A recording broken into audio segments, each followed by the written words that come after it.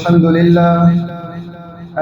لله نحمده ونستعينه ونستغفره ونؤمن به ونتوكل عليه ونعوذ بالله من شرور أنفسنا ومن سيئات أعمالنا من يهده الله فلا مضل له ومن يضلله فلا هادي له وأشهد أن لا إله إلا الله وحده لا شريك له وأشهد أن محمدا عبده ورسوله صلى الله عليه وسلم.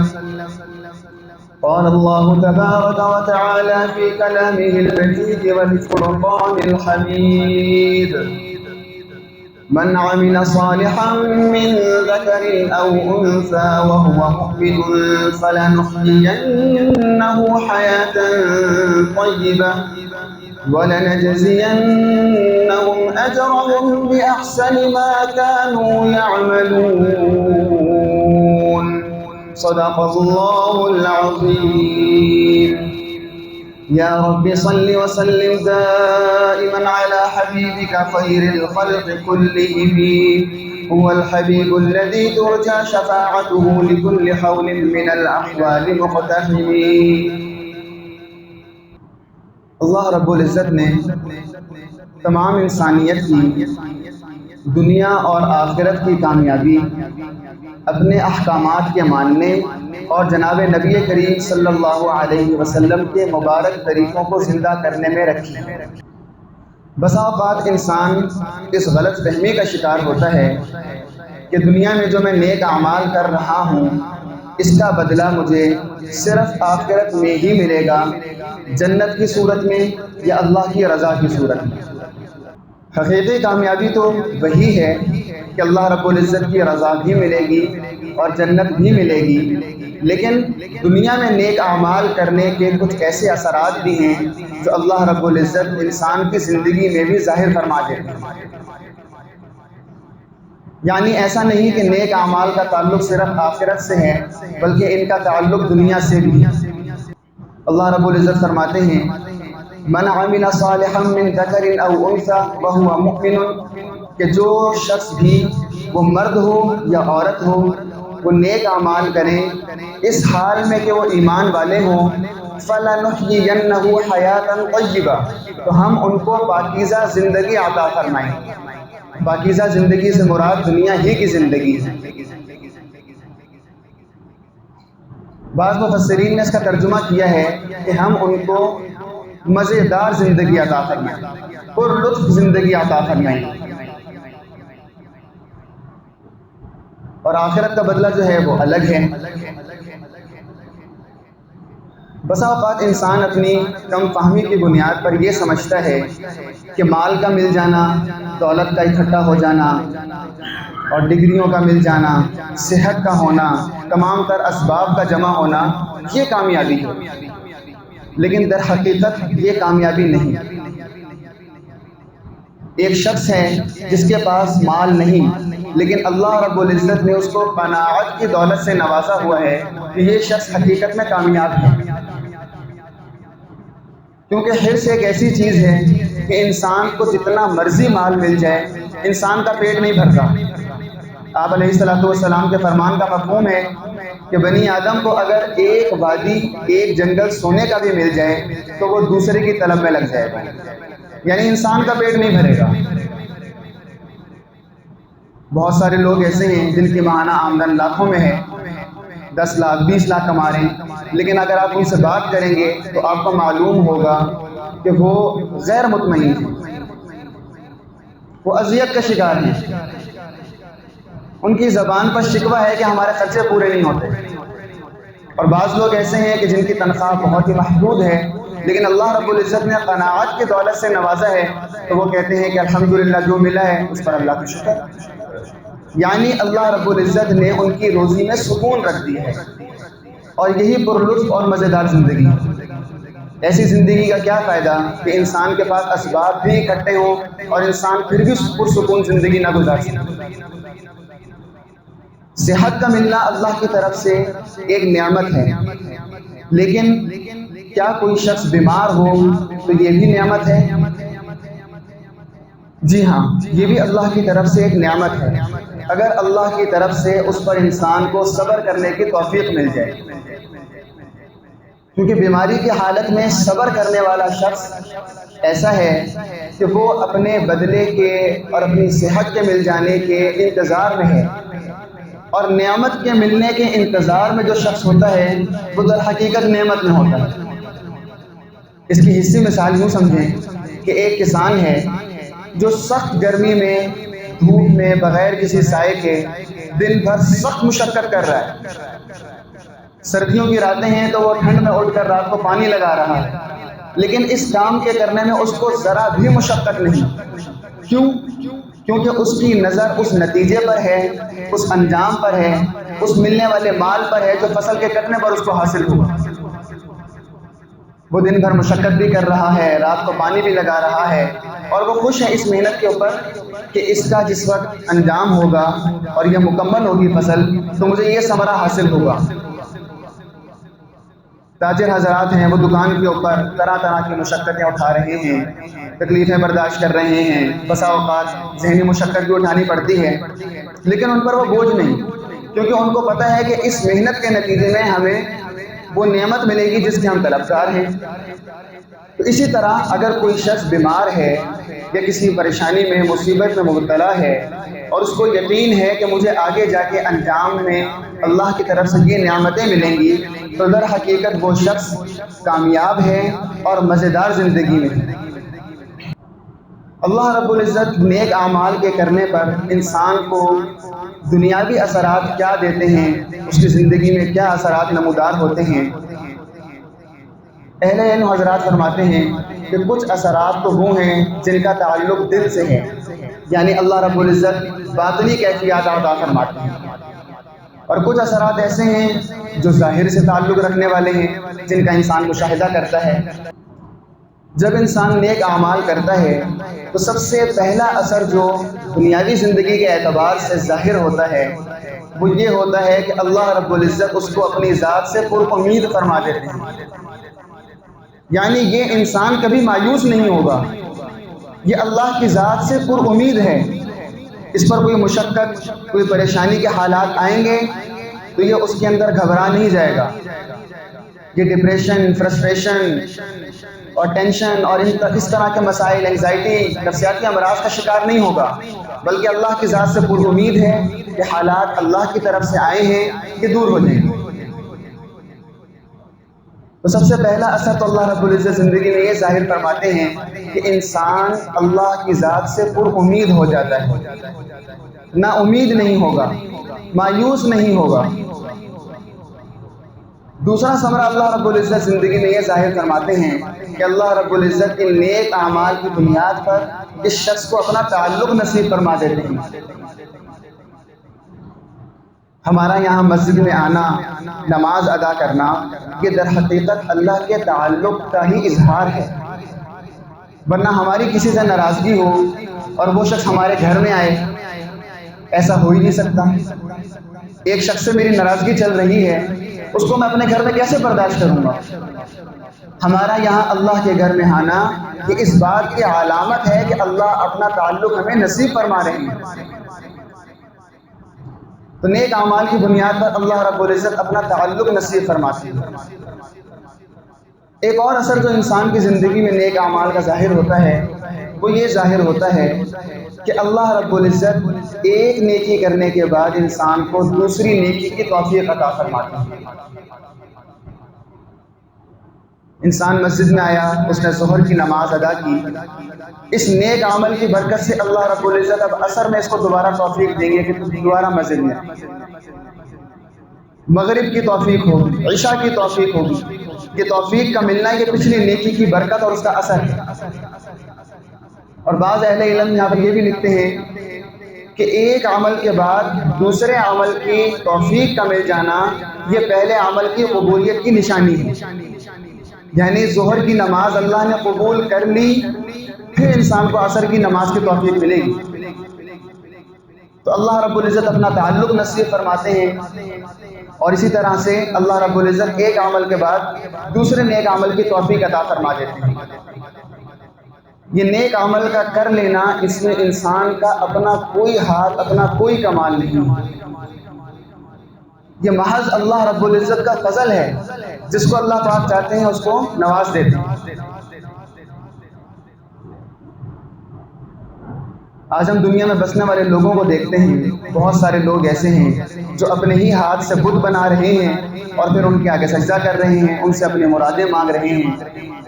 تو انسان کے ذہن میں یہ خیال آتا ہے کہ اگر ان میں ذرا سی بھی عقل ہوتی تو یہ ایسا نہ کرتے، لیکن حقیقت یہ ہے کہ اس کے اندر انسان کا اپنا کوئی ہاتھ نہیں ہے، یہ اللہ کی طرف سے ملنے والی توفیق ہے کہ اللہ کس کو ہدایت سے نواز دے۔ ان بتوں کی پوجا کرنے والوں میں بہت پڑھے لکھے لوگ بھی موجود ہیں، سمجھدار لوگ بھی موجود ہیں، دنیاوی اعتبار سے آئی ٹی کے ماہرین، انجینئرز موجود ہیں، لیکن وہ ان بتوں کے سامنے سجدہ کر رہے ہیں کیونکہ اللہ رب العزت نے توفیق سلب کر لی۔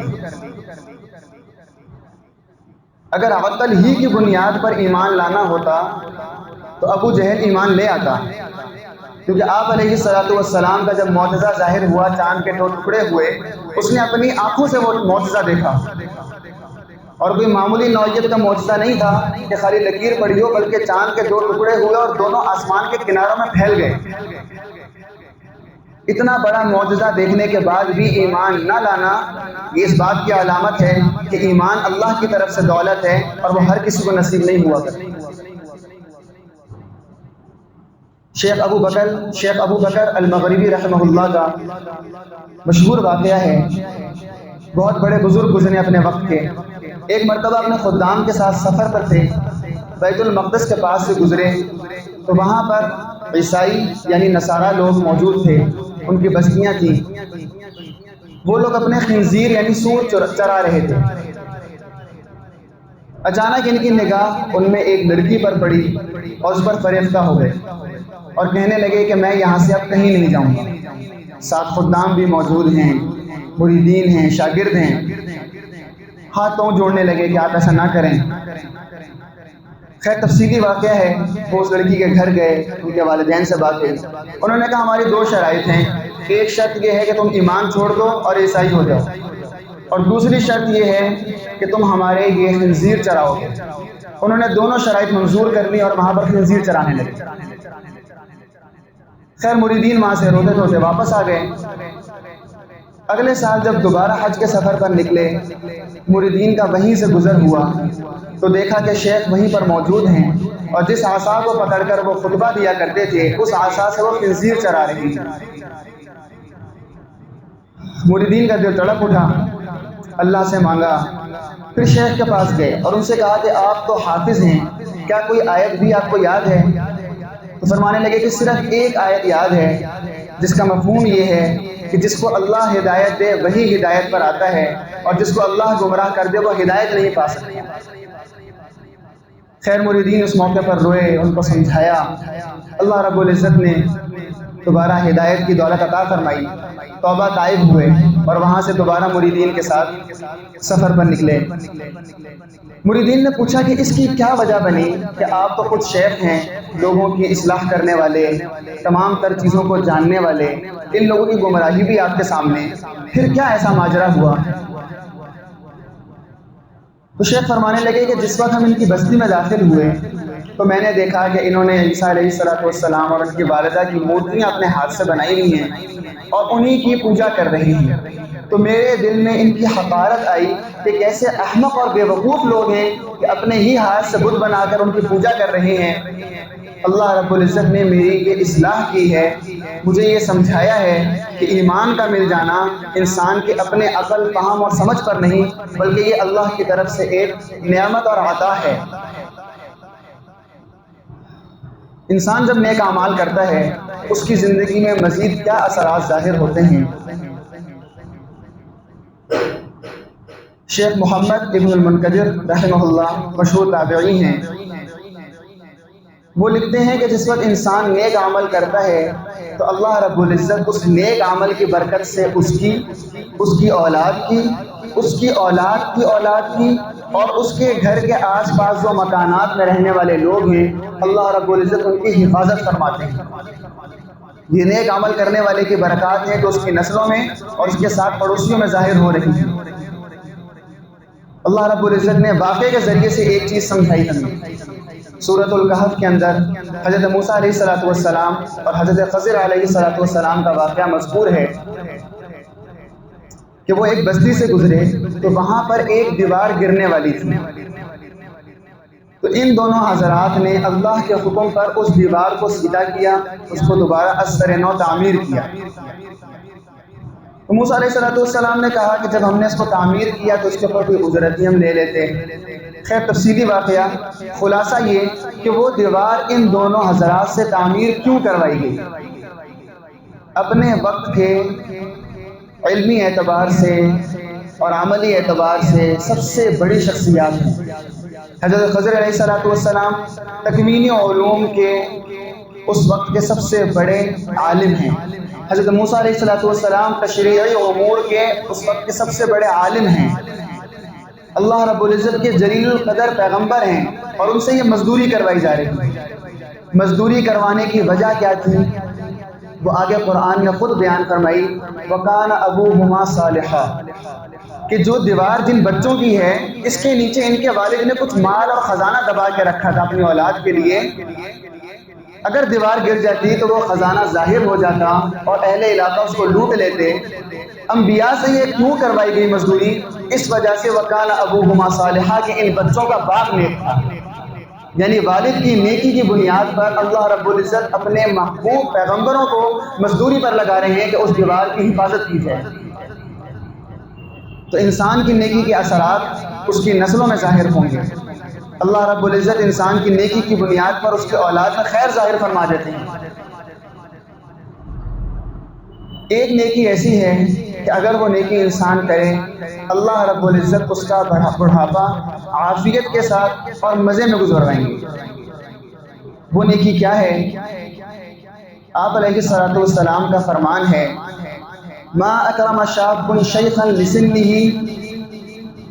کہ جو بھی جوان اپنی جوانی میں کسی بوڑھے کی خدمت کرے الا قید اللہ لہ من یکرمہ فی سنہ، اللہ رب العزت اس کے لیے ایک ایسے شخص کو مقرر فرما دیں گے جو اس کے بڑھاپے میں اس کا اکرام اور اس کی خدمت کرے۔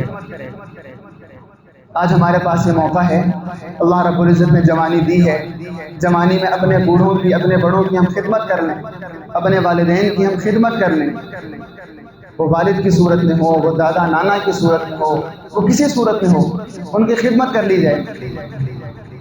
یہ بڑھاپے کی عمر ایسی ہے کہ اس میں انسان کو خدمت کی ضرورت پڑتی ہے، اور کتنے بوڑھے ہماری نظروں میں ایسے ہوں گے کہ جو تڑپ رہے ہیں کہ ان کی اولاد ان کو ڈاکٹر کے پاس لے جانے کے لیے تیار نہیں، ان کی ضروریات کو پورا کرنے کے لیے تیار نہیں، خدمت تو پھر دور کی چیز ہے، ان کی ضروریات پوری کرنے کے لیے تیار نہیں۔ پاس مال موجود ہے لیکن والدین کو اولڈ ہوم میں پھینکا ہوا ہے۔ تو آج ہمارے پاس موقع ہے کہ اپنے بڑھاپے کی زندگی کو ہم ابھی سے ہی خوشگوار کرنے کی جو اسباب ہیں ان کو اختیار کر لیں۔ ہم اپنی جوانی میں اپنے بڑوں کی بوڑھوں کی خدمت کر لیں۔ ہم یہ نہ سوچیں کہ شریعت میں تو ہمارے ذمے نہیں ہے، ہم پر فرض نہیں ہے کہ ہم اس کی خدمت کریں۔ بہو یہ نہ کہے کہ ساس سسر کی خدمت میرے ذمے نہیں ہے، اگر وہ خدمت کر لے گی آپ علیہ السلام کے اس فرمان کو سامنے رکھتے ہوئے اللہ رب العزت اس کا بڑھاپا بہت ہی اچھا گزروا دیں گے۔ تو اپنی جوانی میں ہم بوڑھوں کی خدمت کرنے والے بنے، اس کا اثر اللہ رب العزت زندگی میں یہ ظاہر فرمائیں گے کہ انسان کا اپنا بڑھاپا سکھ کے ساتھ گزرے گا۔ اور ایک نیکی ایسی ہے کہ اگر انسان اس کو کر لے تو اس کی برکت سے اللہ رب العزت اس کے سارے گھر کو رحمت اور برکت سے بھر دیتے ہیں۔ وہ نیکی کیا ہے؟ آپ علیہ السلام کا فرمان ہے کہ جس گھر میں بھی لوگ قرآن کی تلاوت کا اہتمام کریں تو ایسے لوگوں کو حفتہم الملائکہ، فرشتے ان کو ڈھانپ لیتے ہیں اور اللہ رب العزت کی رحمت ان پر نازل ہوتی ہے اور اللہ کی طرف سے سکون اور سکینت ان کے اوپر اترتی ہے۔ تو اس چیز کا بھی اہتمام کر لیا جائے کہ گھر میں اگر تلاوت کا معمول بنا لیا جائے تو قرآن حکیم کی تلاوت کا زندگی میں اثر یہ ظاہر ہوگا کہ اللہ رب العزت کی رحمت انسان پر نازل ہوگی. اور ایک گھر میں اللہ کی رحمت ہو اور وہاں پر پریشانیاں بھی ہوں، لڑائی جھگڑے بھی ہوں، ذہنی سکون بھی نہ ہو، ایسا ہو نہیں سکتا. کہ جب اللہ کی رحمت گھر میں آ گئی تو پھر سارا کا سارا ماحول ہی سکون والا ہوگا. تو ان تمام تر اعمال کو ہم سب بھی کرنے والے بنے. قرآن کی تلاوت کے اعتبار سے میں نے پہلے بھی ایک مرتبہ گزارش کی تھی کہ کم از کم اتنا ماحول، اتنا معمول بنا لیا جائے کہ روزانہ 5 منٹ ہم مصحف کو دیکھ کر، یعنی یہ جو صفحے کی صورت میں ہمارے سامنے قرآن ہے، اس قرآن کو دیکھ کر ہم 5 منٹ تلاوت کریں اتنی آواز سے کہ اپنی آواز اپنے کانوں تک آئے. تو انشاءاللہ اس کے اثرات زندگی میں انسان کے ظاہر ہوں گے اور انسان اس کے ثمرات کو اور برکات کو دیکھے گا. اللہ رب العزت سے دعا ہے کہ اللہ رب العزت ہمیں اپنے احکامات کو اپنے حبیب صلی اللہ علیہ وسلم کے طریقوں پر پورا کرنے کی توفیق عطا فرمائے. وآخر دعوانا ان الحمد للہ رب العالمین.